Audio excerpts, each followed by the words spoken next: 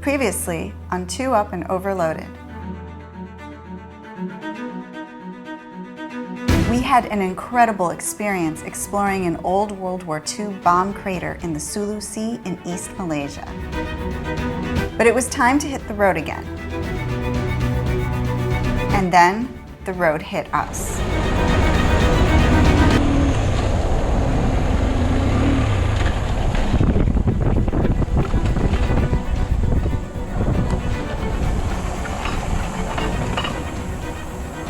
Anything can happen when the journey ahead is long and we're riding into the unknown.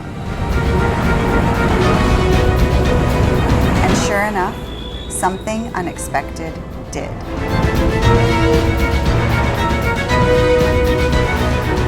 You hold the bike level.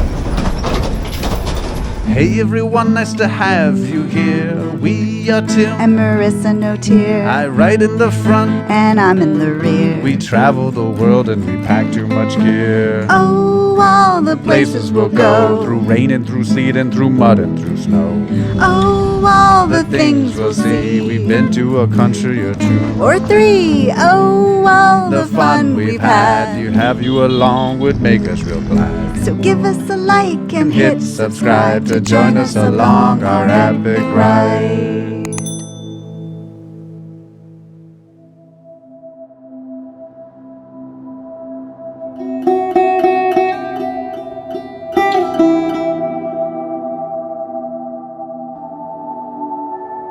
So that morning we woke up in the beautiful little village of Langkong. This is true. It was another beautiful day outside, and from within the air-conditioned room of our hotel, it looked amazing. And Yes, And we it were is pretty amazing. thankful for the air conditioning. yeah, but opening that door is like Yeah, it's hot out there. turns into Dune real quick. It does. Good morning, everyone.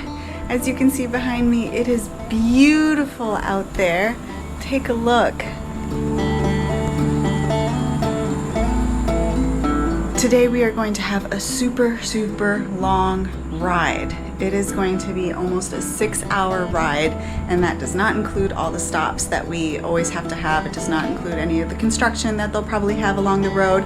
It does not include any of the problems that normally happen on a day on the road in a foreign country. But we're gonna make plenty of stops to kind of keep our stamina going. Breakfast stop, a lunch stop, a snack stop in the afternoon. We want to take pictures. It should be a beautiful road because it's going along those mountains right by Mount Kinabalu once again. And then we're going to be headed to the coast on the eastern side of Borneo to Sandakan. And there they have lots of wildlife reserves. So we're very excited to see the animals that are out there. But most of all, we are excited for the day's journey. It's going to be a long one, but it should be beautiful. So we're going to get packed up and then we're going to head out. Let's go. A long day every once in a while is necessary to get to real beautiful stuff, and you never know what you're going to see along the way. Those mountains over there are gorgeous. And something that Sam Manicom has said for years is, start early, get on the road. Not only is it really important here in East Malaysia because you beat some of the heat, but if something is to go wrong during the day, you have plenty of time to try to figure that out. So expert advice from an expert guy, and as you will find out, we should have probably left a little bit earlier than looking at the beautiful day, drinking our coffee from inside our room at 10 in the morning.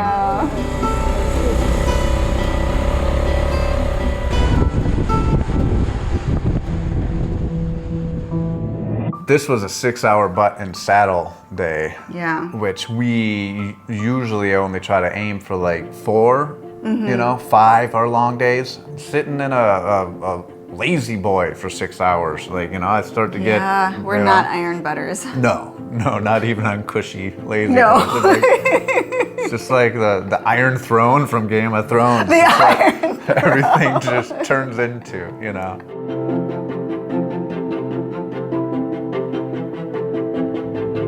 So we got on the road and it was beautiful. Yeah, it really was.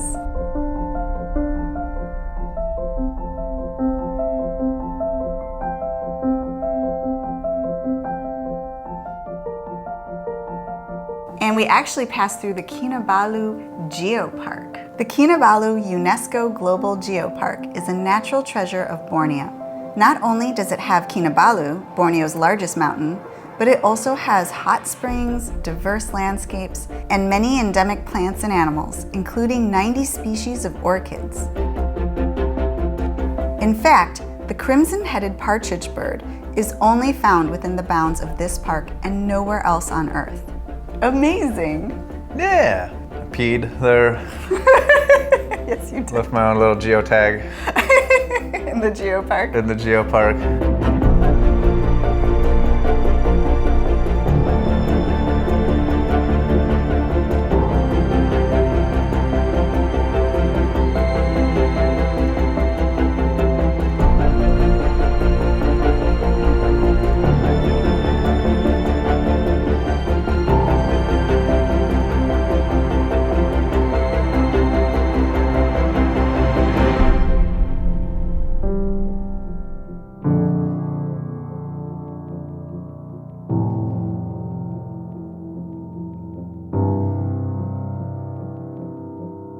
And then, yeah, there's a little bit of hunger creeping up on us. See that bacon, no fish, no like anchovy. Nice place for our brunch. I have a finite amount of time before the first interest of food, and then when my stomach starts eating itself, and then I start getting hangry, as Snickers commercials reflect. So we stopped to have a little breakfast. Yeah.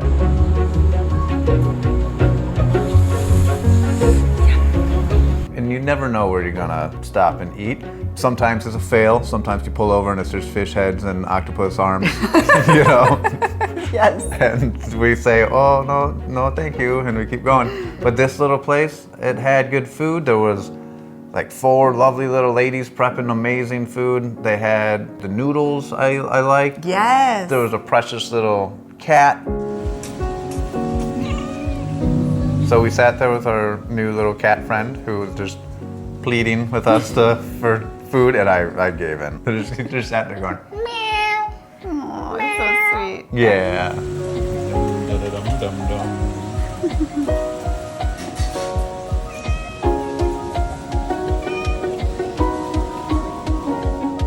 After our good meal, I was put in the directions to our new location. Some of you might remember that the phone kind of crapped out on us.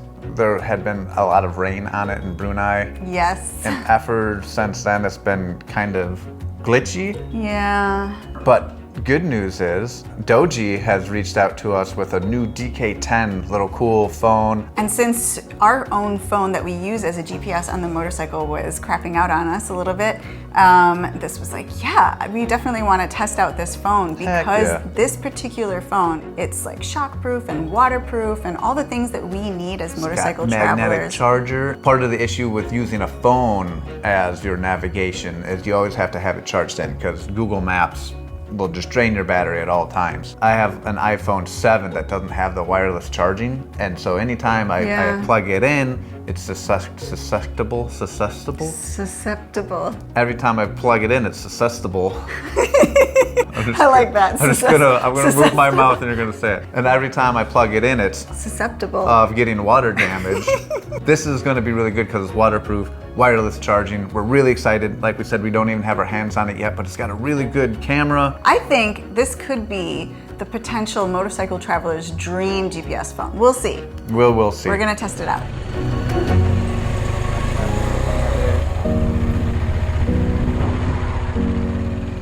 So yeah, we got back on the road.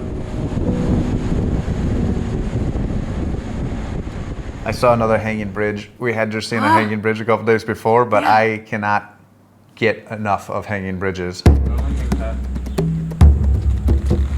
We found another awesome bridge. Look at this. This one's even higher and longer and crazier than the one we found before. And this one was the mother of all jungle rope hanging bridges. Wow, I hear the river. Whoa. This is the jungle bridge of my dreams. It was so cool and so long. Yeah, it was very Tomb Raider-esque. Yes, or Indiana Jones. Can you imagine living in that little house over there? And this bridge is the only way to get to and from your house. It's amazing. Ooh. There's one plank down the middle of it, which was a board.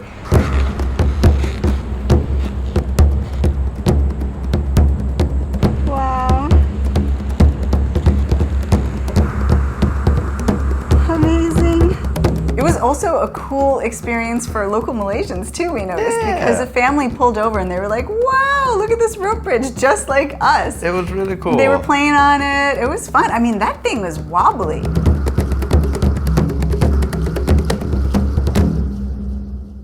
Yeah, it wibbled and it wobbled, and thank God it did not fall down.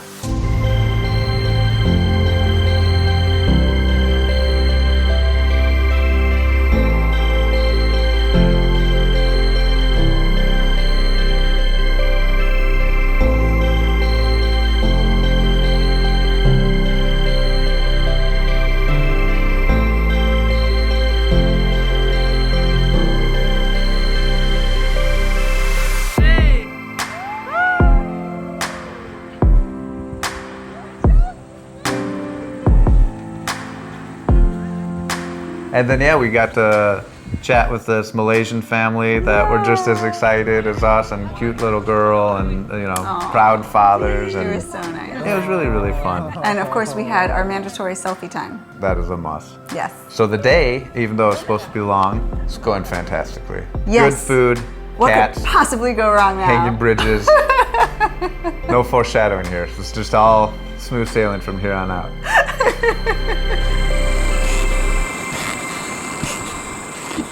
So you may have noticed in the last video, we broke the news of our new upcoming Borneo tour, motorcycle tour, that you can join and ride along with us on the island of Borneo and see all these incredible sights, including this hanging bridge. This is true.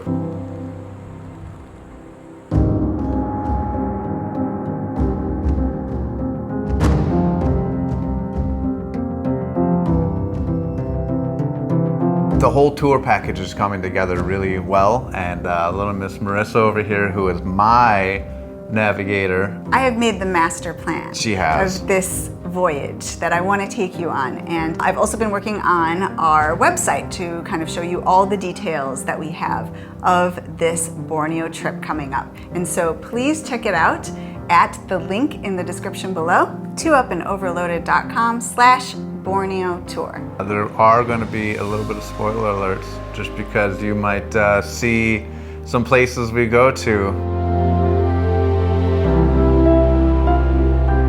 So check out all the current information at 2upandoverloaded.com. And if you have any interest, please do shoot us an email at 2upandoverloaded@gmail.com. We've already gotten a few inquiries, Yes. and we want to thank you guys 1,000,000%. So check out the links in the description below. Yay!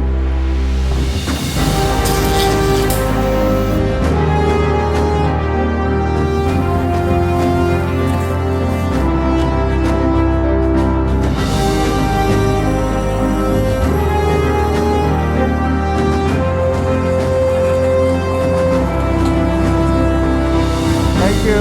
Bye.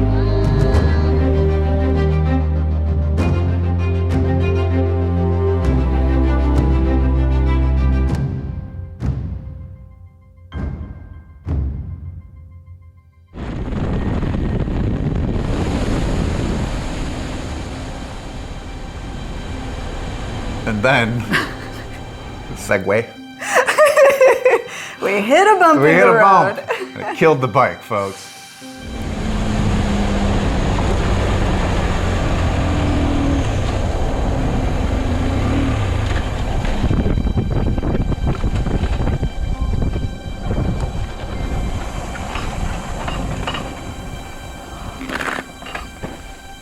We went from purring motor to dead silence. Yeah, except for this strange noise.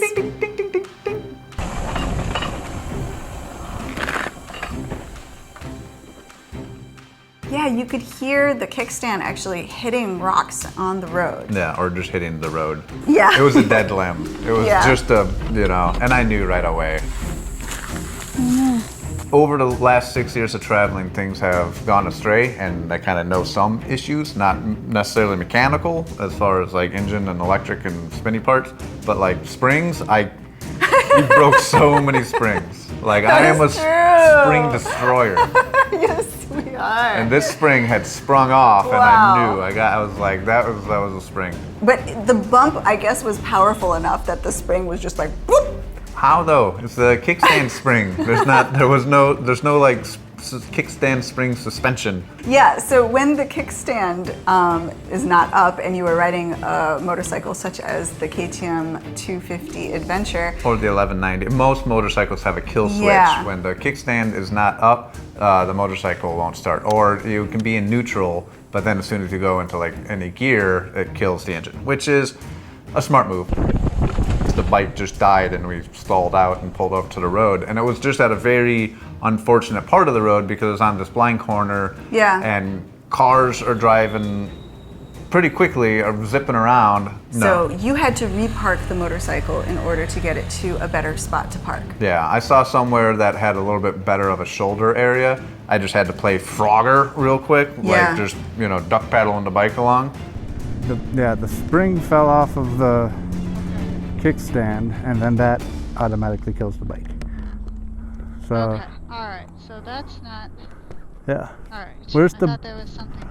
Yeah, the spring fell off, so either we need to permanently tie something I'm up. gonna go look for it. Alright, I'll get the brick. And I sent Marissa on a little mission. I went searching for this spring because you knew right away what it was. You knew did. it was. I didn't know what the spring looked like, but I know what Yeah, springs she's like, look what like. does a spring look like? I'm like, But I was like, if luck is with us, maybe we could find it. and I'm not a pessimistic person. I am. You are. It's like everybody knows. But this spring in my mind, it goes bing, and then it's just gone forever. And we're in the middle of a jungle on a road, and somewhere, anywhere from 50 to 100 yards away, a spring had gone bing, and it's like, yeah, it's gone. That's never. We just polluted, and I feel bad. Even I did not have high confidence that we would find this spring. Yeah. I lost a spring. Just a spring for the kickstand, but we're gonna look for it. Thank you, my friend. And my only fear is that, if it's like a slingshot, and then it releases, it could have shot off into the woods. Yeah.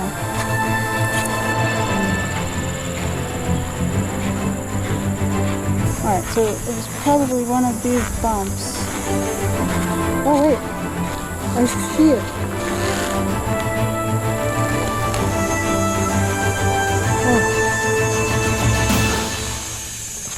I think this has got to be it.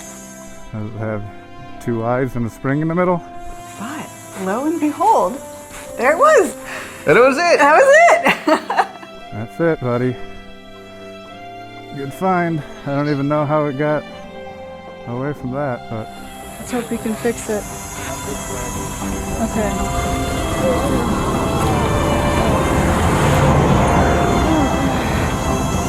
And it didn't look like any, I'm going to get a little technical here, but nothing looked unsprung. Yeah, it wasn't broken. Yeah, it still had the little bent part on both sides.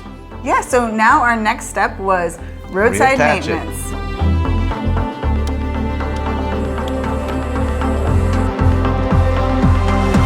That's just not my forte. I'm good at twisting throttles and tapping the brakes, but motorcycle maintenance, there's no art of Tim and the motorcycle maintenance. I got under the bike and I saw where the spring went.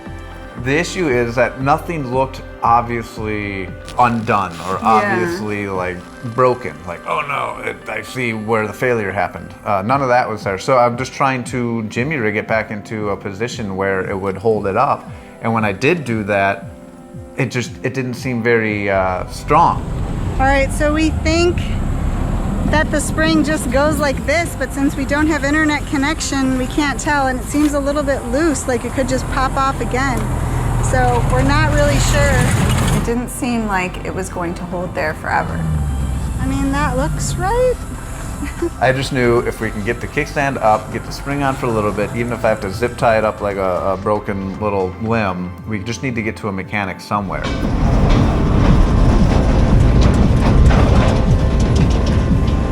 You hold the bike level. But we got back on the road, and I hope just that the little thing wouldn't pop off again. That's a good idea. All right, we're gonna go up the road. Hopefully this won't fall off. Try to find a mechanic who can maybe secure the spring on a little bit better. The good thing about East Malaysia and Malaysia, and I'm getting a general vibe about Southeast Asia, is there's mechanics every third stall. And so we pulled into one, we showed him the spring, and I'm like, it's loose, it's no good, I don't know, can you fix it? And he came back with a slightly smaller spring, and he's like, this one would be better, I think. And it took him all of like 2.5 minutes to take a little screwdriver and flip it onto, plop it onto On the flipper. to get it onto little places. I told you I was gonna get technical here. I don't want to lose some of you. Wow.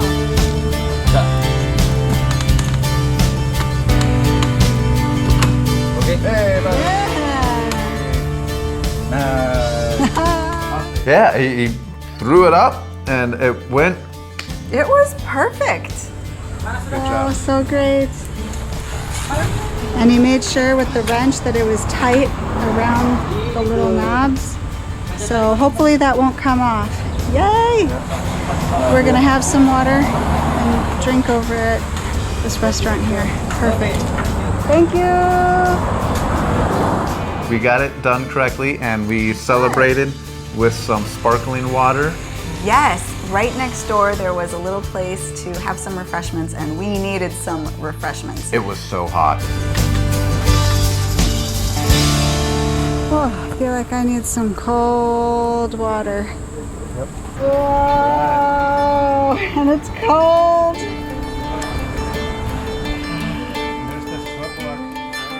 You went and saw some fishies? Yeah, Had a it was little a nice tank little and some place. turtles.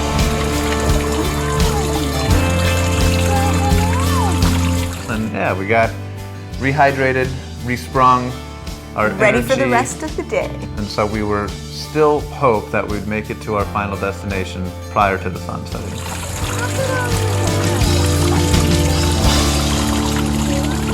Next time, we reach our destination of Sandakan and discover one of the strangest creatures I've ever seen.